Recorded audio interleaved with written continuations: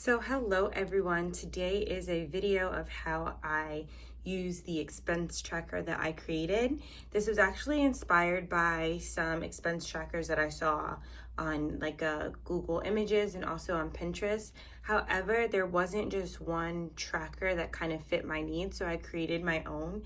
And it actually took me hours to complete it in terms of getting the lines and getting the boxes to all flow. So I'm actually really proud of this product, and if you're interested, I will put information down in the description so that you can go purchase it as well. But essentially, there's a date, spent, and item service columns. How you spent your money, was it a need or a want, starting amount, and the amount after purchase. So the date is self-explanatory. On what day did you buy said item? How much did you spend on said item? What was the item or the service? Did you use cash or did you use credit? And credit also includes anything that's not cash, so debit cards, online purchases, PayPal, etc. And then this kind of has you be more reflective. Was it a need? Was it a want? And this is something that you can look back at the end of the month to kind of figure out where in your budget can you cut things that aren't necessary to your life. The starting amount, this is where you'll put the amount of money that you started with before your purchase. And then this is the amount after purchase. So we're going to go through it real quick with my own expenses, just trying to show you all or demonstrate how you can use it. So I have a list of some of the things that I purchased already, and I'm just gonna transfer them over to here so that it allows me to keep everything organized in one place.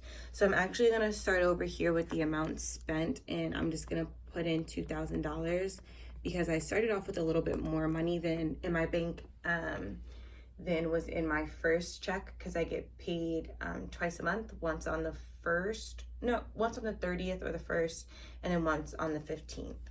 So my first expense, the date was on August 1st, so I just wrote that in, and the amount spent was $638.52, and this was on my mortgage. I'm gonna put credit, even though it wasn't on credit, it was through my bank on my debit card, but just so that it's all clear. And then it was a need because obviously I need a place to live. So what I'm gonna do now on my calculator is 2,000 minus $638.52, which leaves me left over $1,361.48. After that, I had my car insurance, which came out on the 1st as well. So what you'll notice here is that a lot of my bills come out on the 1st of the month, which sucks in a way because then I'm like super pressed for my next check, which, you know, is annoying. However, I'll tell you all how I plan on dealing with that in a couple minutes. So all I'm doing here is transferring this amount after purchase down here to the starting amount because this is the new starting amount. So now I'm going to take $1,361.48 and subtract that by the amount spent here, which is $172.82, which now leaves me with $1,188.66. After that, I have my car payment, which is also due on the 1st, and that is $335.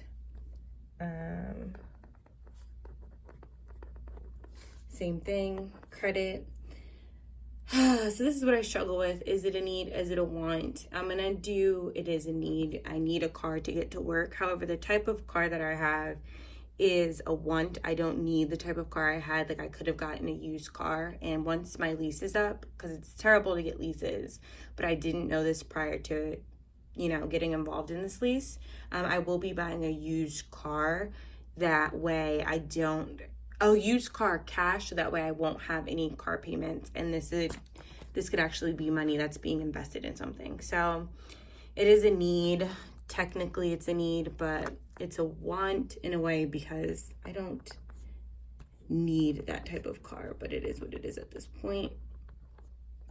Again, transferring this last amount purchased down to my new starting amount, minusing $335 even. Now leaves me with $853.66. So these are all of my kind of big purchases, but there's other like smaller things. If you all remember to the last video I did where we have like what was it, Purell, which is a small purchase. Ooh, I wrote this wrong, sorry, and I spelled this wrong, lordy. Purell, which was $1.63. This I paid cash using my cash envelopes. It was a want, it was, although I felt like I needed to have the hand sanitizer. It definitely was a want. So again, taking that here and subtracting that by 1.63. So at this point you get the gist of how I use it. But because all of these like big bills are coming out at the beginning of the month, what I plan on doing is reaching out to Quicken or Rocket Mortgage, that's who I have my mortgage through, and figuring out how I can do half of my payment on the 1st and half on the 15th, which I know I can do because I've read about it already. But I'm just calling to make sure that they don't add the extra payment that I'm going to make the 15th to the principal, because I don't want to pay any more on my mortgage. I want to pay this exact amount because I'm still in baby step number 2. But this way, what it can do is it can give me more capital to use in the beginning of the month. That way all of my money isn't gone and I'm like stressed out and super pressed for the 15th to come around. So yeah, that's a process. You would go through this for the rest of the month and kind of then reflect on it when you're done. So at the end of the month, actually no, I'll do it at the 15th because that's when I get paid again. So on the 15th, I will actually come back with this all filled out and kind of do a reflection out loud so you all can kind of see how I think through it, and then remanage my budget moving forward. So I hope you all like this. If this is the type of stuff you're into, please subscribe, leave a comment, any suggestions that you have, and good luck in your expense tracking endeavors. Bye.